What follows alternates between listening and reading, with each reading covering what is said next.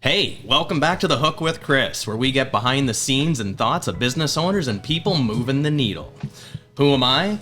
I'm Chris Weitzel, owner of Chris Seafood. Our brick and mortar location is located at 1300 Seagrave, Unit 4 in Woodstock, Ontario.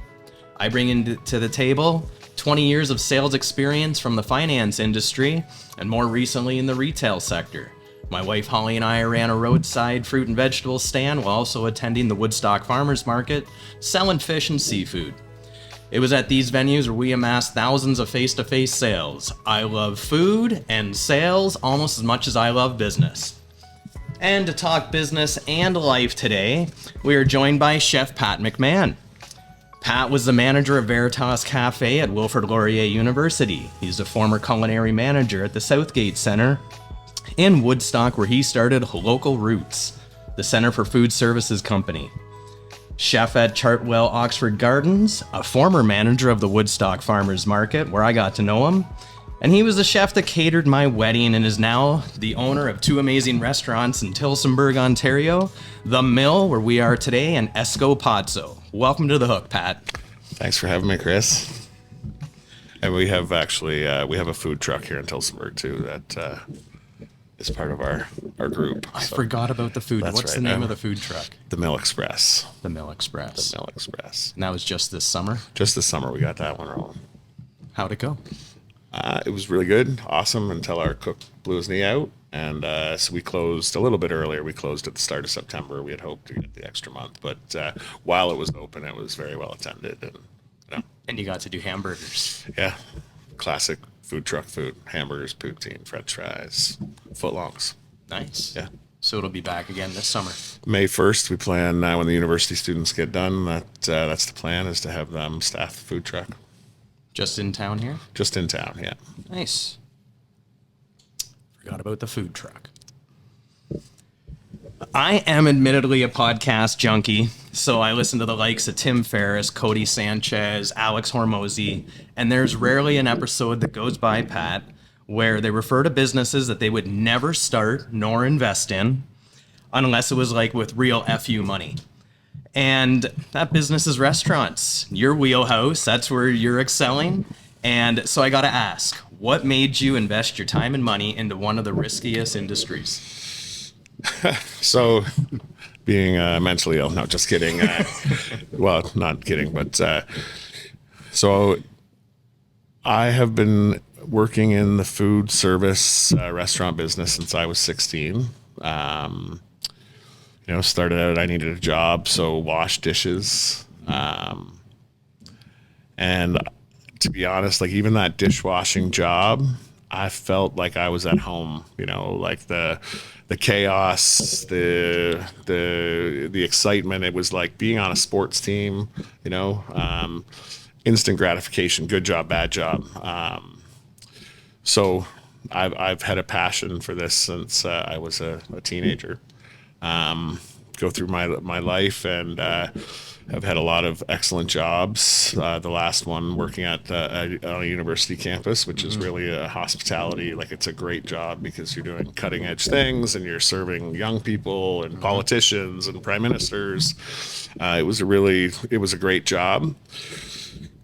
But I started coming here for dinner to this mill, and like I said, I've never really wanted to take the risk of owning a restaurant. I like other people worrying about making money. Yeah. And I excelled at taking ownership in those other jobs and feeling like an owner, but not having the risk involved. But this mill, the Mill Tales is what it was called. It just sort of had a magical feeling when you walk through this building. Like it's a 150-year-old grist mill located in Oxford County, which is the heart of agriculture in Canada, located on a river with 4 acres of park-like setting that was really just not being utilized to its full potential. And you could feel that the way it was busy. It was a good restaurant, but in my head, I kept thinking this place could be so much more. Yeah. Got to know the previous owners pretty well. They were an older couple who built their success on fish and chips, from a beach stand in Port Burwell to Craigers Cove, which was a pretty popular destination in Port Burwell. You know, they bought this building and renovated it for 9 years, and all that time they had Craig's Fish and Chips here in Tillsonburg. They moved it all in here, and they did exceptionally well with like a fish and chip, and you know the food was great, very classic. But they built this business on fish and chips, and I just thought with this location and scenery and the hotel, we could do so much more. We could be the hotspot in Oxford County. We could be the place to be, not for any other reason than like it's a big space. We can have I always thought the menu can have the $12 fish and chips, but it also can have a $50 steak because the room suits everything. So they actually tried to hire me as their general manager. The husband was sick. They knew that he wasn't going to be able to operate anymore. So that's how I really started talking business and seeing the numbers and, you know, seeing the behind the scenes. And you were still at the university? I was still at the university at that time. And so a lot of thought, you know, whatever was going on in my life at the time, I couldn't leave that university job. Yeah. Because it was a really good job and I loved that job. You've been there a while. Yeah. And actually, I was on a second tour. I had left the university to do the Southgate Center. And they asked me to come back to the university because there was some trouble going on campus, and I got to go put out the fires. So fast forward 4 years from that conversation about being the general manager to COVID. Gord passed away. Laura, previous owner, she's trying to operate, and you know, somehow it got back to me that you know, Laura it was time to sell, and she just had enough. She had enough. She had enough. She wasn't really the restaurant person. You know, it was Gord. Gord ran the restaurant. COVID was tough on everybody. So sort of in the middle of COVID, I got asked to buy a restaurant. And so most people wouldn't throw money at a restaurant on a good day. Yeah. We put this together at the tail end of COVID. So we had, we took over October 21st, 2021. You know, we got locked down in January of the following year. We had all the restrictions of passports and spacing, and so not an ideal time to open a restaurant. But I just kept believing in it, and I kept, you know, that part of my brain that can't be told no. Yeah. This is going to work. This is going to work. And you know, I didn't have a few $1 million to put into this business. Yep. Banks. Who does? Who does? Well, I know a few people now. We were really had some great partners and investors that helped get this up and running. Yeah. And we continue to, you know, tweak, turn, invest, you know, the building so that it suits what we do. But really, why did I do this? Why would I want to work 7 days a week? Why would I?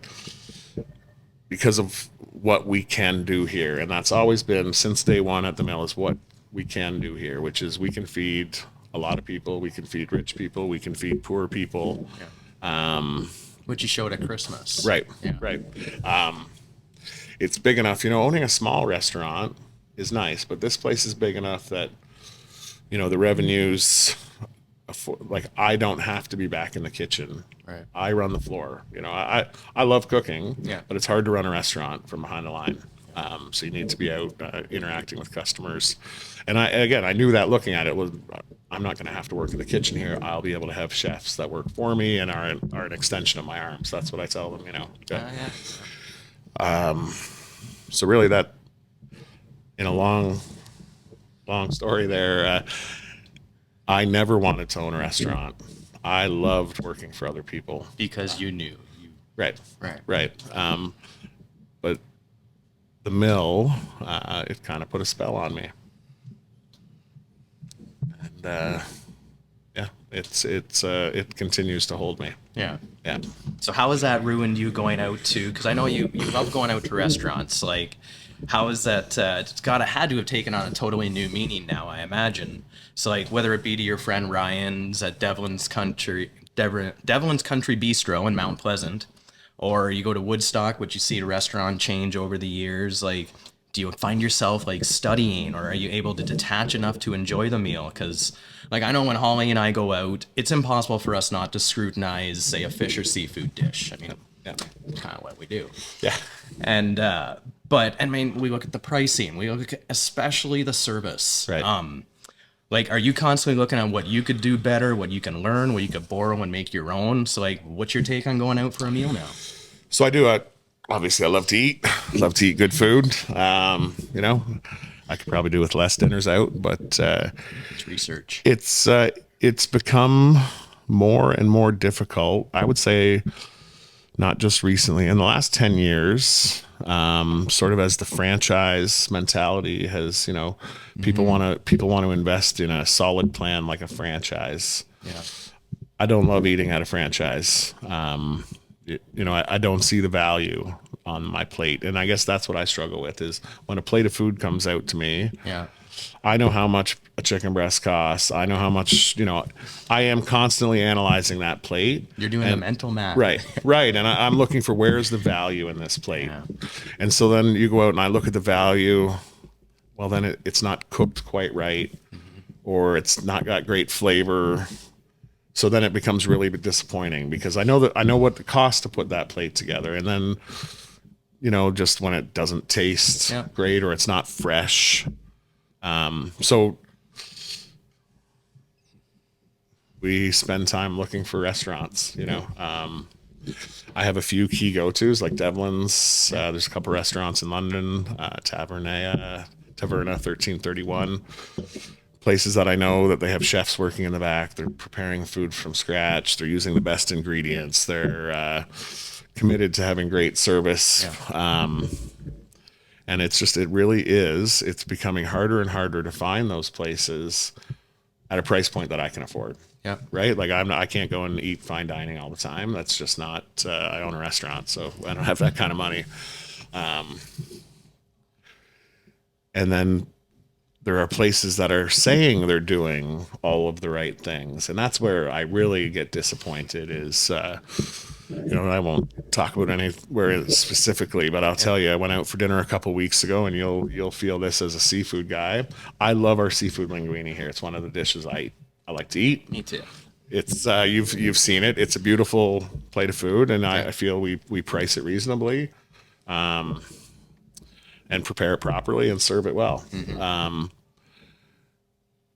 I had a seafood linguine that was $10 more than what I charge for mine. Right. And it literally had 2 shrimp and 2 little scallops. Wasn't super hot. And, you know, I paid $40. And I just I didn't eat it when it came out and I was so disappointed by it. I packed it up. Like it is hard to eat out. Yeah. I hear you. With a commitment, and you're the same as me, a commitment to serving fresh food, cooked properly, served well. Makes sense. So like with running the daily operations of any business, stress is inevitable, especially in the beginning. So an analogy from this book here, which I love. I read it a couple times, called Unreasonable Hospitality. There's an analogy that really hit home here. I'm just going to read quickly. Dealing with stress, but the safety instructions the flight attendant delivers before takeoff are clear. Put on your own oxygen mask before assisting others. But when you're in the hospitality industry, that instruction can feel counterintuitive. Aren't we supposed to put others first and attend to them before we attend to ourselves? The answer is no. If you aren't tending to your own needs, you can't help those around you. Pride and ambition motivated us to push, to tweak, to optimize, to work harder, demanding more of ourselves and those around us each day. But you can't pour endlessly from your own pitcher without ever stopping to refill it. I just like that because anybody been on a plane has heard that.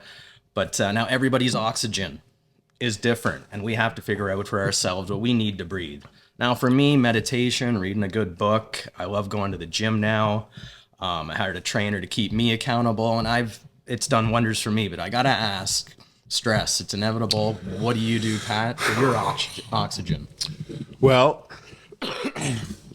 probably most days I'm oxygen deficient. I probably don't have enough, and I'm trying to get more rest, trying to really be a little bit healthier and make sure I'm taking that time for me. Yeah. New business, it is difficult. So what do I do to recharge my batteries? My favorite place in the entire world is 30 minutes south of here.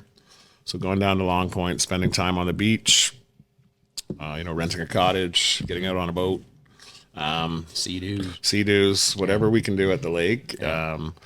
I'm able to somehow, I can't leave here for a lot of reasons, but on a nice day in the summer where there's no wind, I'm able to rationalize going and charging my batteries. Now, winter months are tough, seasonal depression, all of those things that touch people, myself included. It's a little harder to charge the battery.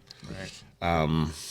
There's a few things that I love to do. So I like to read. I've had a hard time settling down and reading.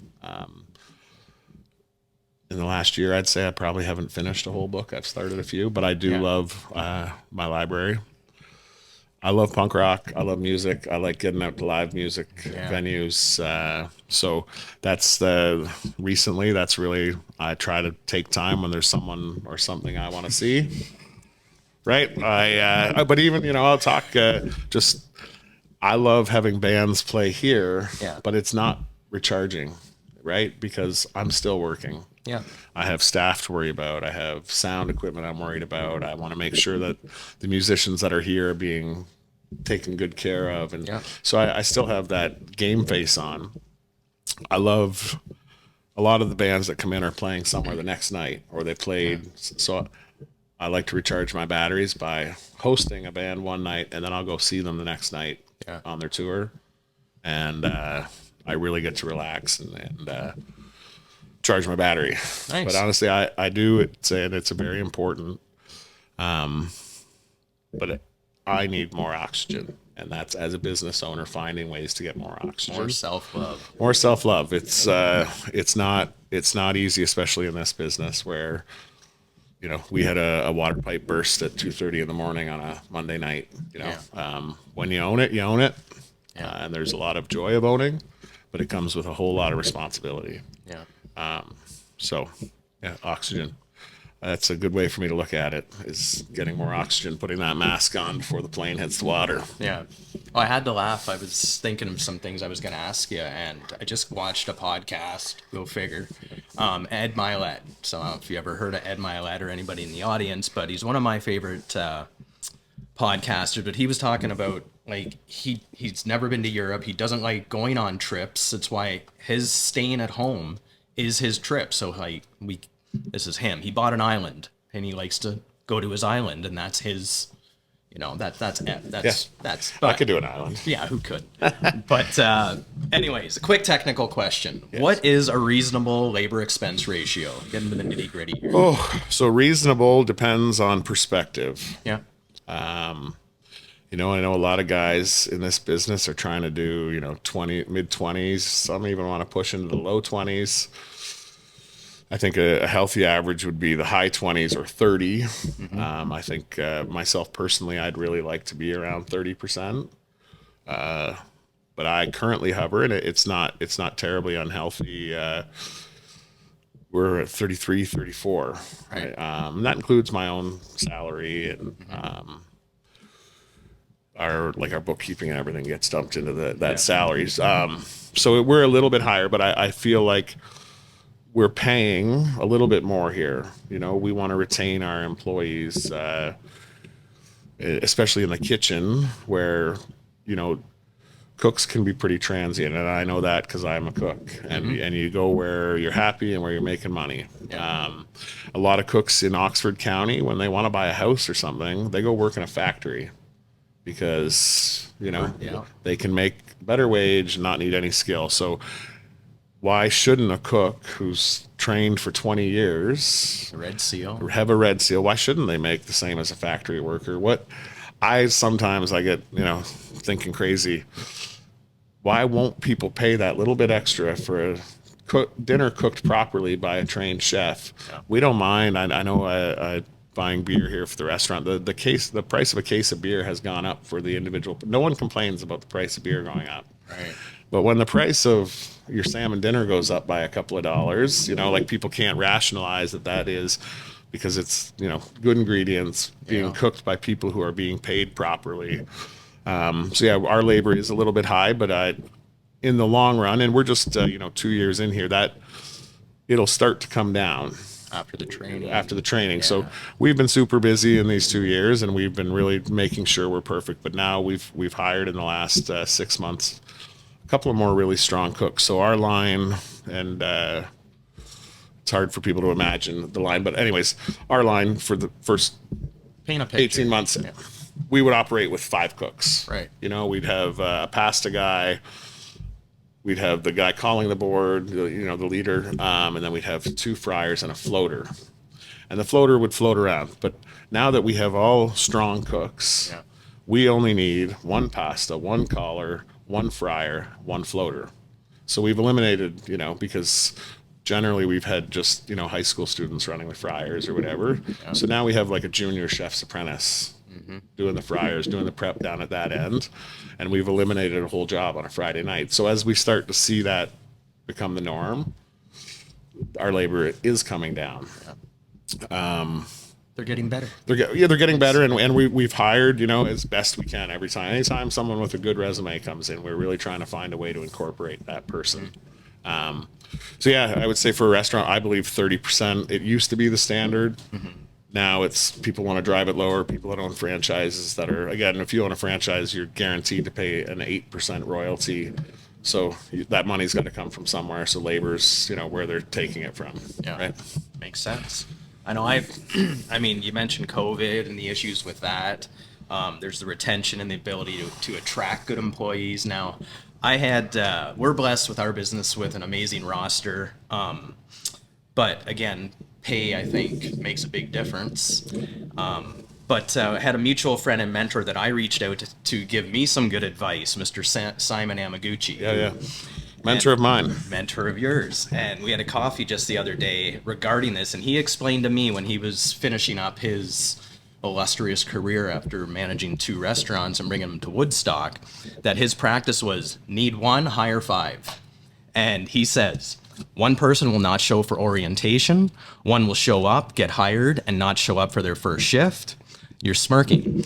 1 will work 1 shift and not come back. 1 will last a week, leaving you with the 1.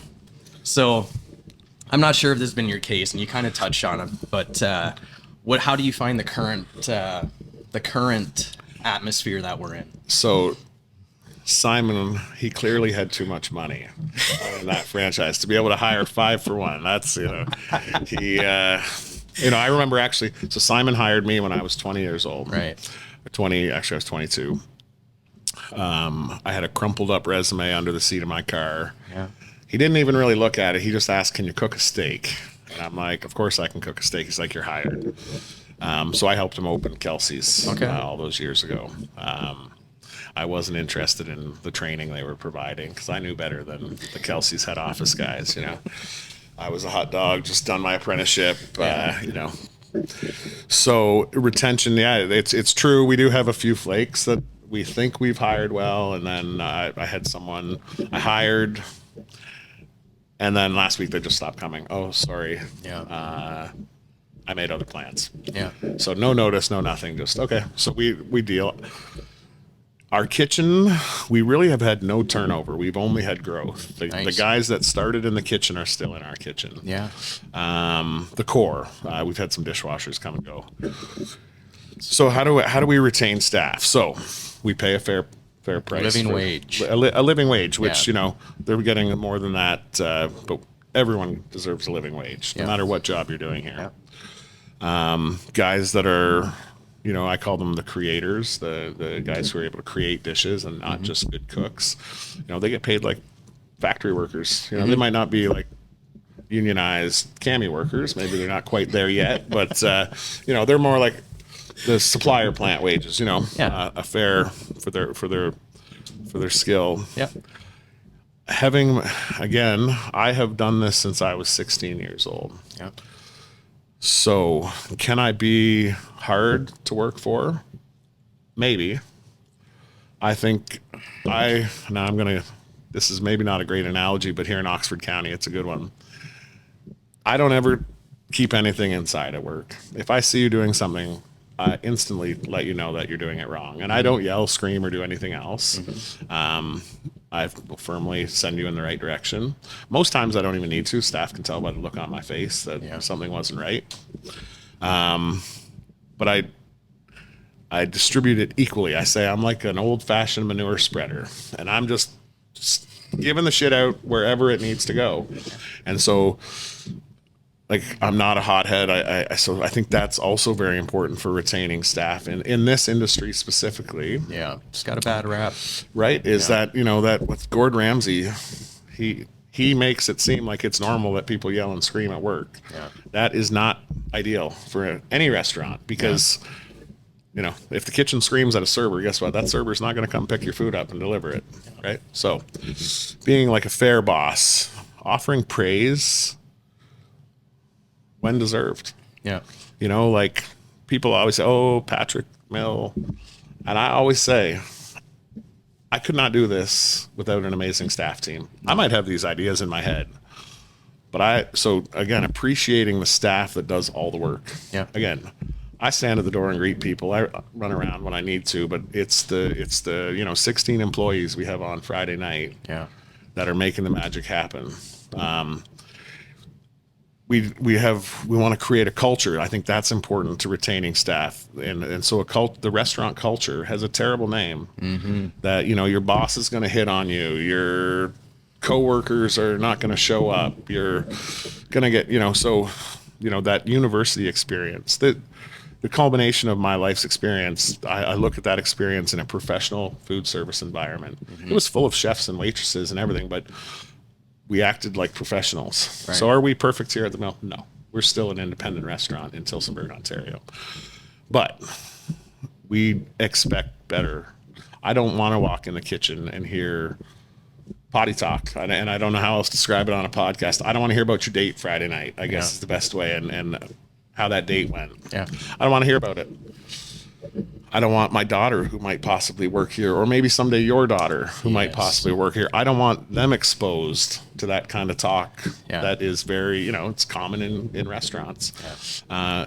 It's a party industry. There's a stigma attached. So our employees, we have a bar. They're only allowed to stay for a couple drinks and then go home. Yeah.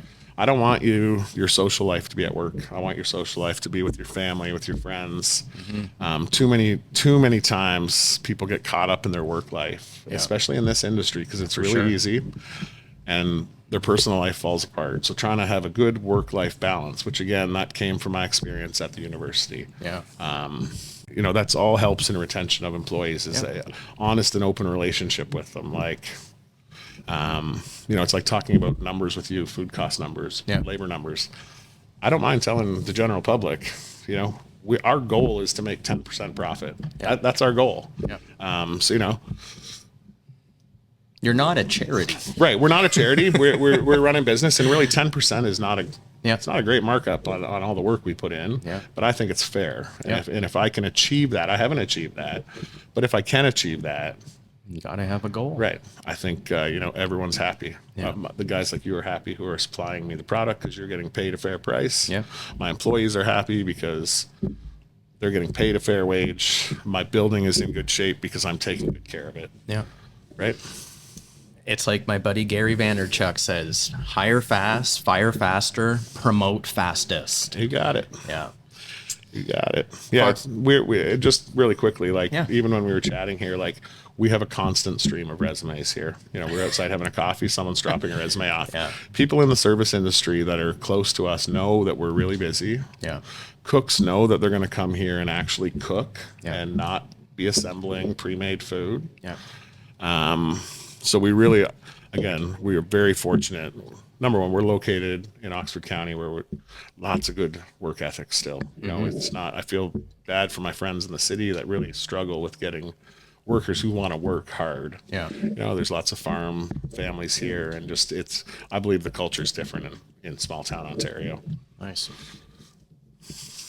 Farm fish, yay or nay? Well, you tell me. I buy it from you. So we it's not a perfect world. I don't want to buy my salmon that comes out of a factory or a swimming pool. Yeah. But I do like, sustainably farmed salmon that is farmed in the ocean that it came from. Yeah. Is it perfect? No, it's not. I'd rather have all wild caught salmon, but that's not the world we live in right now. No. And again, even for us, we can't afford to bring in portioned salmon because we're trying to keep our costs reasonable. Yeah. So we buy the side from you, and our guys trim it down and cut it, and that's what works for us. Yeah.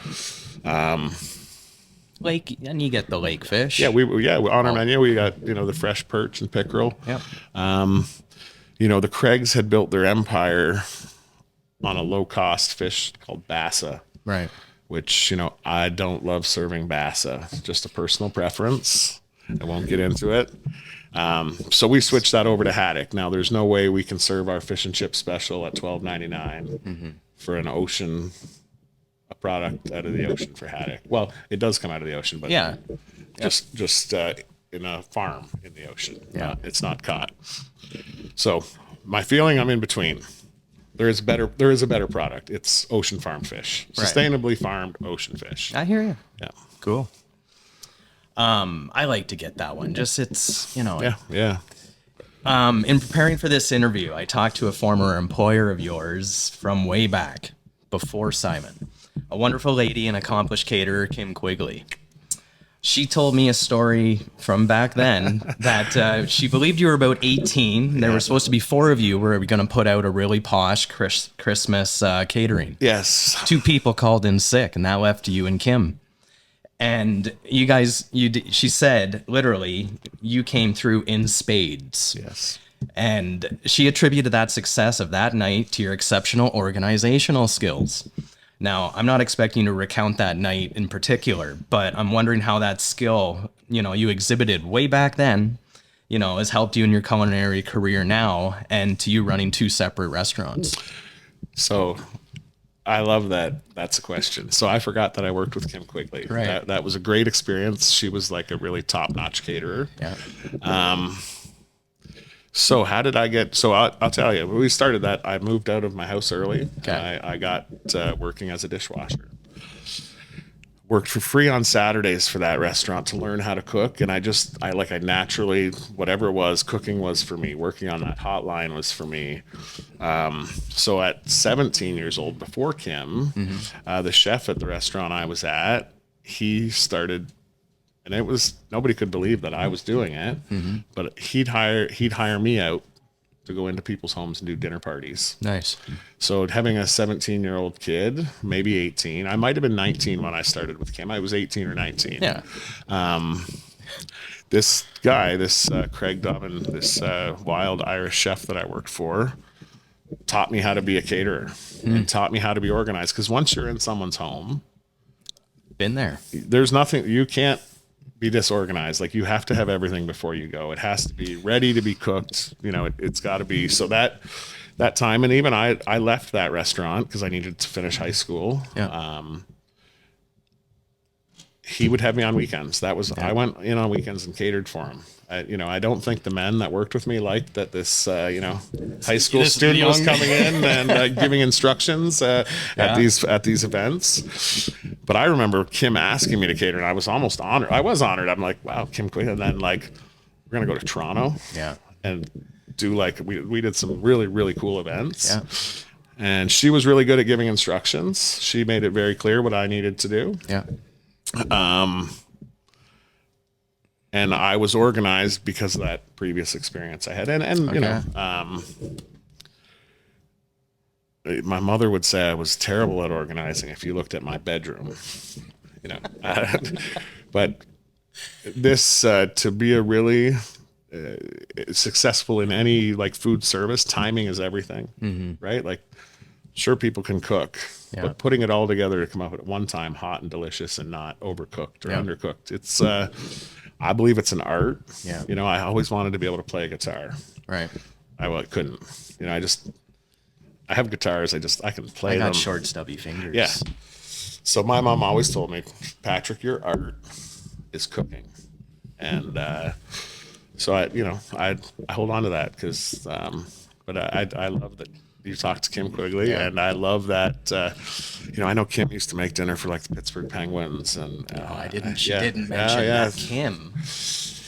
So she was, and in Woodstock at that time, that's 25 years ago now. Yeah. Like Kim Quigley was Yeah. the caterer. Yeah. If you had Kim Quigley doing your, so me working for her was, Oh, that's awesome. yeah, it was super cool. I'm so glad you brought that up. I often forget that period. The one thing I want to go back to though is right at the start of your story, you said that you worked for free. Yeah. Now, Holly and I did the same thing on how we learned how to grow garlic. If you can believe it, we worked for a farmer for free for a whole summer, like sweating, like working. There was most of it by hand. Yeah. But the thing to take away from this, we worked for free. Pat worked for free to learn. Yeah. And I think that there's a lot to be taken away from that, and that people think that they automatically need to get paid. Yeah. There's so much a few months of working for free for somebody, it goes a long way, and you're not going to forget it for the rest of your life. No, he wouldn't have taken me out of the dish pit and given me that chance, Right. if he was expected to pay me, because in the 90s when I was cooking or learning to cook, Yeah. like that kitchen was full of red sealed chefs. Everyone in that kitchen was a chef. Except the apprentices, and I wasn't old enough at the time to be an apprentice. Right. So there was no way I was getting off dish unless I could demonstrate. Right. And you're also a product of your environment by being in that circle there. Yeah. It's like, we learn by Yeah. absorption, kind of. That's right. I think restaurants have changed a whole lot, and I quite often romanticize about, the 90s. And, Right. and I do tell some of the cooks that work for me now, they're like, oh, that's so 90s what you do. And I'm like, I'm trying to bring the 90s back. Yeah. Like food was really good in the 90s. There was no franchises. Right. Like you had like the one I worked at, it had a kitchen full of chefs or aspiring chefs. Yeah. It was just, they worked hard, they played hard. We all got up in the morning and went to work. Didn't matter how late we were up partying, right? Like, Yeah. it was a different world than what it is now. And so I'm trying to bring it back. Less the, drinking at bars until 3 a.m. I'm 17 years old. Yeah, there's a lot to be unpacked there. Yeah. But that's the roots. Yeah. So if operating a couple busy restaurants isn't enough, you also find the time to donate in order to tackle problematic substance abuse as described in the minutes of a recent meeting of the Oxford County Drug Strategy Project. Now, seen as no town these days is immune to homelessness and associated mental health issues, you're quoted as saying, Patrick states that programs in schools don't really teach students why people use drugs, and that these conversations need to be had. From his experience, most programs just focus on the shock factor by exposing youth to the consequences of drug use. End quote. Now, I agree 100% with what you said. I was just hoping that you can kind of elaborate with what you were talking about when you made that statement. So that's a great question. Growing up, again, I relate everything to what I do in life. So working in a restaurant. Yeah. So I felt at home, like I said, with the, Anthony Bourdain talked about, like, it's like a pirate ship, right? Like I read the book, No Reservations. Right. Yeah. So like, that's exactly how I felt as a kid, but it felt like home to me. Right. I felt really good about that environment. Like, I want to be like that guy who looks like a pirate. It was like, we're listening to loud music while we're working. It was like just but it was full of substance abuse. Right. And as a young man, I had lots of problems with substance abuse. So that was also why I liked working there, was because after work at the end of the night, they brought out the beer. Yeah. Right. Now, my boss at that first restaurant, he found out I was only 17. And he's like, Patrick, you can't have any more beer. I can't give you beer at the end of your shift. You're only 17. So the bar had a slop bucket, and I'm like, fuck that. I'm getting drunk too. Yeah. And so I would fill my cup from the slop bucket and drink weird tasting stuff, but I got a buzz at work too. And so consequences in my life of substance abuse, smash car, impaired driving, Check. jail, you know, all these things. I had consequences, and those are fine. The consequences help us steer, but the consequences weren't what made me a drinker or a drugger. It was, you know, I felt at home drinking or getting buzzed or working in chaos because of my head, because I didn't like myself. So those things helped me, you know. So addiction, the way people get better is when they deal with themselves, with what's our core belief about ourselves that is so bad that we're willing to do these terrible things to ourselves, right? And then how do we start feeling about ourselves and get out of it? Showing kids consequences. Some kids think it's pretty cool, right? Like the consequences, right? Like there's a romantic side to being a drug addict. There's a romantic side to being an alcoholic. Consequences, depending on who you are not consequences. And so getting to the core issue within people, and I really like we hear the government talking about drug strategies, and, you know, first thing is you need to arrest the use, you know, stop using, and then get to the core issue of why you were using, not the consequences. The consequences you've experienced. It is, why are you using drugs? How can we help you deal with those core issues inside your own mind? And so, it's, you know, it's frustrating. It was frustrating being on some of these committees because it's full of people who don't have lived experience, right? People with a university degree.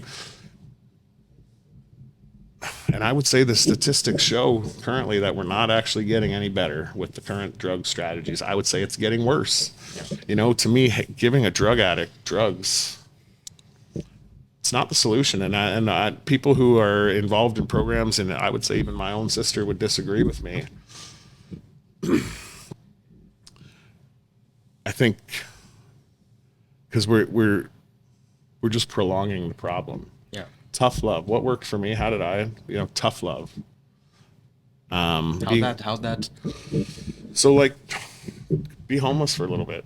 You know, you know. I think our jails right now they're full of people. So people do petty crime and they don't go to jail. There's no consequence for the crime end of it. You know, I went to jail when I was young for petty crime, and I learned a lesson. I don't ever want to go to jail again. Scared the shit out of me. At a young age, I committed petty crime and went to jail. So we put these baby gloves on, and you know, I think being estranged from my family for months or years at a time, you know, my family wasn't going to accept the things they tried to help me for as long as they could. But then they can't help. Only I can help myself. Nobody can help but me. So, and then when I was ready for help, my family was there, right? They weren't able to help me, but they were there to support me. So like I said, the way we're handling our opioid epidemic, you know, legalizing pot, even, like, it's, you know, alcohol should probably be illegal. Definitely right? should. I honestly think that we're going to look back. I read an article that we're going to look back in, just say 10 or 20 years, the way alcohol is going to be viewed, the way cigarettes are now. And I think that day is going to come. And as long as it comes after I'm done owning the restaurant, because we do have a pretty good margin on our drinks, and we serve them responsibly, and we don't let people overconsume here. But let's wait till we're that helps my overall labor cost is my bar. Do you have, speaking about that, you've been sober for... Oh, geez, Chris, I was just talking about it the other day. So I first went into my first treatment center when I was 19. So I'm 46 next week. Right. How many years is that? You're the math guy. Holy shit, 46, 36, 20, 27? 27 years I've been in recovery, and that's what I call it, recovery. So there was some slips, and definitely at 19, I didn't get any of it. I was in and out and not wanting to do it. 20, when I was 25, I was 25, I went to Homewood. That changed my life. Yep. There was still one more slip, big one after that, because it's not, I wasn't healed. Right. You never are recovered. Anytime I thought I was. So anyways, So I went for another rip at Homewood. And I would say that I struggle with my recovery every day. Yeah. Not the temptation of this or that. Not it's the mental health portion of it. It's that feeling of, am I worthy of this life that I've created? Right. Am I worthy of, the relationships that I have? Am I worthy? I'm constantly, and so that's the thing with the current solution for our crises is we think we can fix people. You can't fix anybody until they want to be fixed. And we're not really ever fixed. No. We're currently taking medicine to keep ourselves better. And that medicine might be reading books. That medicine might be the oxygen we breathe to de-stress. But I will be a drug addict and an alcoholic until I die. Me too. Right? Yeah. And that's, once I accepted that reality, and I'm not shy about it. No. Life gets better. It did. The one thing that got me too is always to be looking at your future self. Right. Is to picture. I now picture the person I want to be in the future. Right. And I create that identity, and I kind of reverse engineer it back. What would that person have to do? What do I have to do to be that person I'm looking at in the future? So, right. And it's worked well. I mean. And again, I've used virtual mentors a lot. Like, I mean, I've mentioned them before. I mean, Gary Vaynerchuk, Dr. Benjamin Hardy, Ed Mylett. These are people that I study on a daily basis. I mean, and I can't forget, I went to Homewood as well back September 30th, 2020. And, same thing. It was 27 years for me. 27-year career, but it's feeling worthy enough to have those relationships with people now, to feel worthy enough to, identify with that future self. And that's how I've, I carry that coin one day at a time. Right. And fuck, it is true. Yeah. So I guess, my future self, this is sometimes where I also struggle, Chris. Because I like the pirate ship so much, my retirement goal is to float on a boat in the middle of the water until I get dementia and jump overboard. So that's terrible for me to say, but I should work on my future self, what my plans are. Not being a fucking pirate. My plans for my future self seem to be maybe a repeat of when I was young and wanting to be that pirate that I actually had. It's so there was actually a guy in our kitchen, Jimmy. Long hair, scruffy face, and he talked like a pirate. And again, that big knife, the baggy, cook pants look like pirate pants, right? Like he was a pirate. I'm picturing the guy from Dodgeball. Yeah, you got it. I have a pirate flag tattooed on my neck. Okay. That's my commitment to being a pirate. Right on. That's great. Now I know one of your badges of pride that you've been able to build here is your basement creation that we're sitting in, Patty's Underground. We hit it on a bit before, listening to live music. I've listened to Texas King down here 2-3 times, seen Jordan solo. Yeah. Amazing. I love what you built. Yeah. So when we first were looking at the purchase, this was a big empty room that would be used to hold events. Yeah. If you wanted to book a dinner for 60 people, set up the folding tables and chairs. Yeah. Run the kitchen's close by, run the food down, run the drinks, or set up a little bar. But I think the first time I walked down those stairs, I'm like, it feels like a pub down here. Right. It's got pub vibes, like the low ceiling, and then I thought, what am I passionate about? I don't want to own a pub. I don't want to own just a pub with TVs and people, drowning their blues. I love live music. Yeah. Oxford County, I know there's another live venue now in Woodstock that's doing pretty good, which is great. Need a live music venue somewhere, because, when you create any community, we're creating a community around good food upstairs, and can we build a space in the basement that we can create community around music? There's so many things going on in the world socially, and the more times we can get people out talking and hanging out and having a good time and getting their mind off the Gaza Strip is good. So that this vision of a live music pub, it's a passion project, Yeah. right? It's I'm passionate about live music, and I want to have a pub that's different than any other pub. You know, we close at 10:30. That's the latest we're open. Once in a while, if the band is quiet enough, we'll stay open, or if they're my favorite band, they can stay and we can play a little bit later. But really, like, and again, our staff is instructed, we don't overserve. You know, we're not that place. We're not. You start to see any signs of intoxication, you cut them off. We give a red Solo cup. That's our sign. You get a red Solo cup full of water, and then the other staff knows that you've been overserved. You're out of the herd. Right? So I think Patty's Underground, we call it a gastro pub because we're not most proud of the drinks we serve. We're most proud of the food you can get down here. Absolutely. And so we offer a full menu down here no matter what time of night it is. Yeah. We are offering great entertainment. You come in, hey, you have a good time, you go home. Like, I don't want people sitting around a bar in the daytime watching TV. There's lots of people who can do that. But that's not what I wanted to create. Yeah. I wanted to create event space that we have a full calendar and we can do Thursday, Friday, Saturday, live music or event. You know, this has become a very popular space for Christmas parties. Yeah. People love that they can hire an acoustic band to come and play for their Christmas party. People love, you know, it basically feels like you have a bar to yourself for your whatever party you have, celebration of life, Christmas, birthdays, anniversaries. Yeah. It is becoming very popular. I tell you, I was really proud this weekend. We had a guy in who does all of the bookings at the Bovine Club in Toronto. Okay. And he came to check the place out because he's been hearing about it at the Bovine Club in Toronto.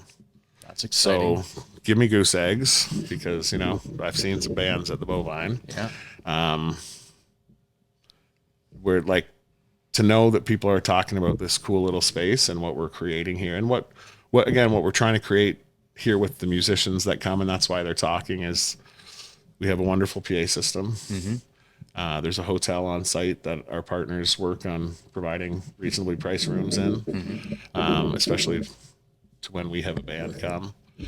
And then, you know, most hospitality when you're a touring band, like there's no restaurant involved. So they order you pizza or they order, you know, there's just crap food in your dressing room. So here we try and really, you know, you can have a great meal. Mm-hmm. You can go upstairs, you can have a shower. Yeah.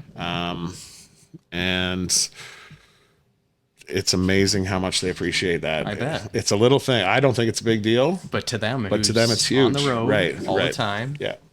So that's what this guy was saying. Like Who's the guy? Who? Chuck Coles. Chuck Coles. And Yeah. the band let's bring your favorite band. The Flatliners. And while this weekend it was Chris Cresswell. Hi, Chris. Yeah. So, you know, that I'm lucky. I've been trying to get him since we opened to have Chris. Now we've had him twice. Nice. You know, but we've had like Chris Murphy from Sloan play down here. Yeah. We've had like the Sadies, which they're Juno Award winners. We had Hawksley Workman here. Yeah, just recently. Yeah, these are people that I never thought would play down here. When we first did this, we thought we'd have like local talent. Yeah. Coming out, and we'd have, you know, bar nights with local talent. But all of a sudden, You're getting some we started booking bands, Yeah. and they're now reaching out to us when they're on tour. Hey, we'd like to have a stop at the mill because we hear that we can have a shower and food, and you have a great venue, and everything seems to be selling. Our goal is to, you know, pay for the bands out of the ticket price. Yeah. Make the money on the bar and food. And it's worked so far. It's worked so far. So who exciting to have coming up that we can kind of tease the crowd with? Oh, so this weekend we have Rusty, who, like, I'm a 90s. I know, Rusty. So Rusty's here. I think we have a couple of tickets left for Rusty, but Texas King's coming back next weekend. We have a young man, Cam Kaheen, coming, who, like, he'll be the next Canadian sensation. We're pretty sure. Yeah, we listen to him a little bit. Into the summer, we're booking Protest the Hero. We're trying to book. Last summer we launched our. We're calling it a People's History of Canada Day, which is like a Canada Day with truth telling and focus on the Indigenous history of Canada and the Indigenous history of Tillsonburg that nobody talks about.